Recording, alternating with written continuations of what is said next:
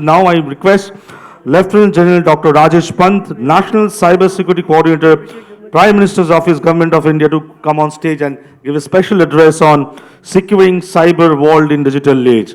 A huge round of applause for him, please.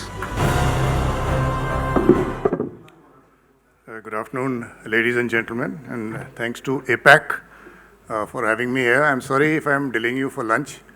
It's just that once in a while it's good to, have a different schedule. So let me start with the international cyberspace, where there are very ominous signs being seen today. And the reason is that, it took the United Nations 20 years to come out with 11 non-binding norms of responsible behavior by states in cyberspace. That is, the sort of conflicts that are taking place at the international level, and I was an observer in the last UNGGE, and I can tell you that every word, if you say a word like, let's have a trusted system, so there's a discussion on what do you mean by trust. I'm just giving an example. Adding to that, there is presently an ad hoc committee which is trying to create a convention for ICT-based cybercrime, because there are no laws. People have forgotten even Talent 2.0. There are no definitions. And as if that was not enough, the attribution is extremely difficult today. When you come to our National Informatics Center, they've got this huge global chart in front. You find 40% of the attacks are coming from US mainland, because he's showing the last IP address, but he's there 3-4 hops behind. And all these criminals take advantage of countries which have good privacy policies, because if I ask as to whom does that IP belong to, then in all likelihood, whether even if it's Amazon, Google, they'll say that, sorry, we have privacy laws.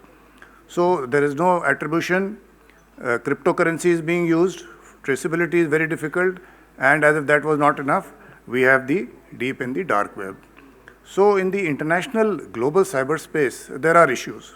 There are very serious issues, and I'm not even talking of what's happening in Eastern Europe and the disinformation and the attacks that are taking place on both the sides.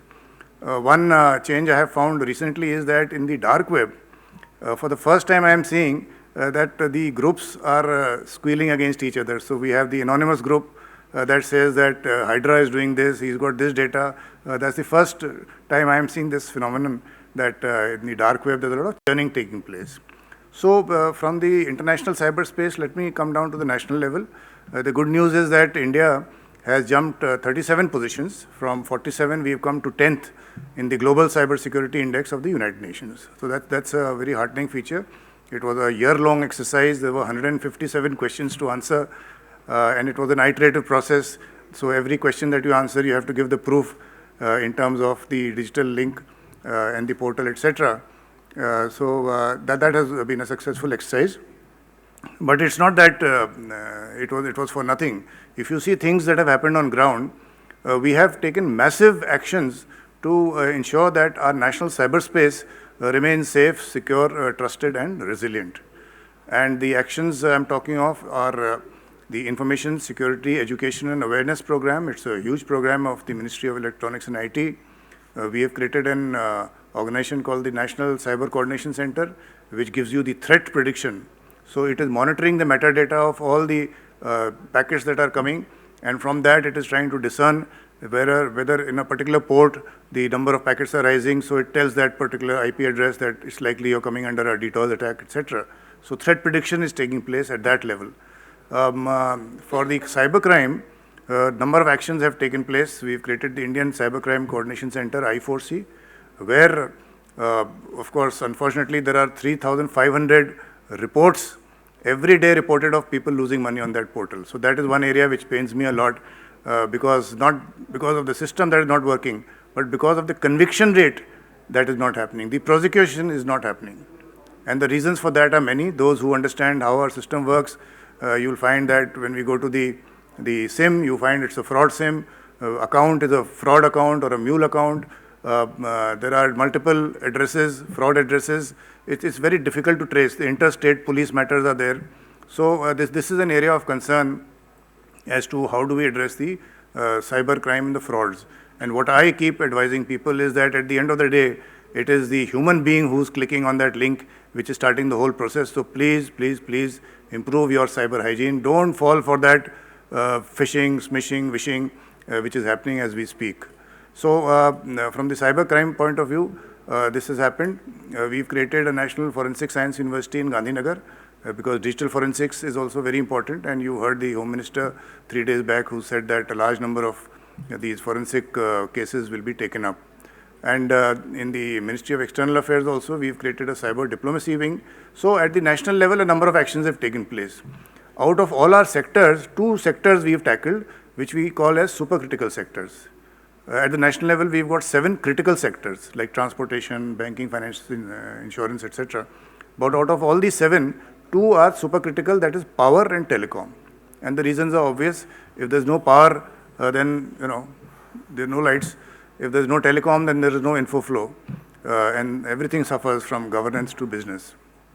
So in the power sector, in all their verticals of generation, transmission, distribution, grid operations, and non-renewable energy, we have created CISOs, we have created Security Operations Center, the Central Electricity Authority, which is the regulator, has issued extensive guidelines, and a number of cyber crisis management plans, exercises have been done. So power sector is being handled in a very focused manner, at least in the last 1 year. In the telecom sector, some of you may have heard that from 15th of June last year, we've implemented the National Security Directive on the telecom sector, which stipulates that any equipment connected to the telecom network of India has to be a trusted equipment from a trusted source. And what is the trusted source, what is the trusted equipment? We are going right to the grandfather of that company as to who's the ultimate beneficiary, have they got any links with the military of that particular country, intelligence agencies of that country. So a lot of exercise goes behind vetting that particular company, and once it is a trusted source, then we see its product. And even in the product, we are going down to the level of active programmable semiconductors. And we are seeing where the silicon or where the chips are coming from. So it's a huge exercise that is done in my office, but at the end of the day, we are ensuring that at least our telecom sector remains safe and secure. So national level, sectoral level, finally at the citizen level, and this is what is the, as I said, the weakest chain in the entire chain of cyber defense, where today's mantra for survival in the new age is that personal hygiene and cyber hygiene. These are the 2 most important things that a person has to inculcate. You have to develop these habits for creating your good personal hygiene with what we have seen in the pandemic, and creating good cyber hygiene. So whether it is what you do on social media, whether it is that clicking that I mentioned and the clickbaiting, or whether it is your password policies and your updating of software, all those actions of cyber hygiene that we do, they are very important. Because out of all the domains today that are around us, land, sea, air, space and cyber, I think every day, every individual is at least spending some time in cyber. You may not be in space, sea, air, etc. So that is the importance of this domain. So I thought I'll just express my views on the dangers at the international level of the global cyberspace, but the fact that at least within the nation, we have a very clear roadmap as to how we are addressing the national cyberspace, the sectors, the states, the enterprises, as well as the individuals. Now let's look forward to a positive digital future. Thank you very much. Jai Hind. Thanks for that presentation, and there's a small token of appreciation from the APAC team. I would request Sanghamitra Mohanty, our co-founder of APAC News Network, to hand it over to.